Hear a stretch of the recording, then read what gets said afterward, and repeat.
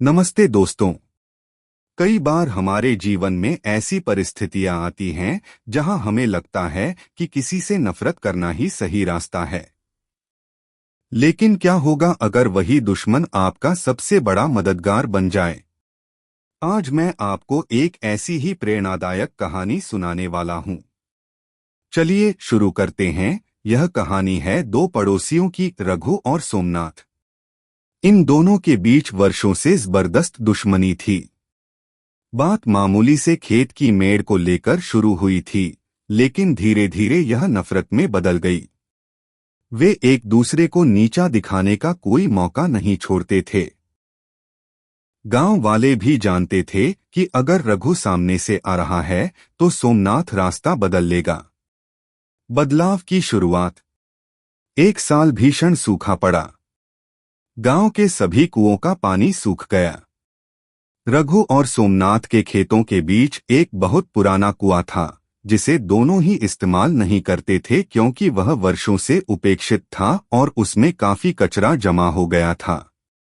एक दिन रघु की छोटी बेटी को बहुत प्यास लगी, लेकिन घर में एक बूंद पानी नहीं था।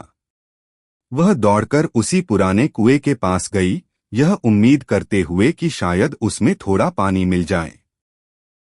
कुएं की मुंडेर बहुत कच्ची थी और झुकते ही वह अपना संतुलन खो बैठी और सीधे गहरे कुएं में जा गिरी। बेटी की चीख सुनकर रघु भागा, लेकिन वह अकेला उसे बाहर नहीं निकाल सकता था। घबराकर उसने मदद के लिए चिल्लाना शुरू किया। संकट और दोस्ती। तभी वहां से सोमनाथ गुजरा। उसने रघु को हताश और रोते हुए देखा। पुरानी दुश्मनी को दरकिनार कर सोमनाथ एक पल भी नहीं हिचकिचाया। उसने तुरंत अपनी पगड़ी उतारी, उसका फंदा बनाया और कुएं में डाल दिया। कड़ी मशक्कत और आपसी तालमेल से दोनों ने मिलकर बच्ची को सुरक्षित बाहर निकाल लिया।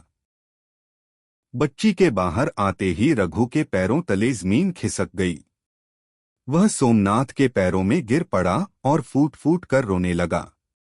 उसने कहा, आज तुमने मेरी जान बचाई है, जबकि मैंने हमेशा तुम्हारा बुरा चाहा।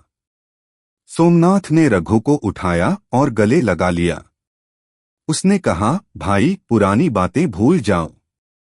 दुश्मन तो हम सिर्फ एक मेड़ की वजह से थे, लेकिन आज हम इंसानियत के नाते एक दूसरे के रक्षक बन गए हैं। परिणाम। उस दिन के बाद से उन दोनों की दुश्मनी हमेशा के लिए खत्म हो गई। उन्होंने न केवल उस कुएं को मिलकर साफ किया, बल्कि खेतों की मेड़ को भी हटाकर एक बड़ी जमीन बना ली और साथ मिलकर खेती करने लगे। गांव वाले हैरान थे कि जो कल एक दूसरे का चेहरा नहीं देखना चाहते थे, आज वे साथ बैठकर भोजन करते थे। सीख। नफरत इंसान को संकुचित बना देती है, जबकि क्षमा और परोपकार न केवल दुश्मन को मित्र बना सकते हैं, बल्कि जीवन में एक नया और सुखद मोड़ भी ला सकते हैं। अगर आपको यह कहानी पसंद आई और इससे आपको कोई सीख मिली तो कृपया वीडियो को लाइक करें और चैनल को सब्सक्राइब जरूर करें।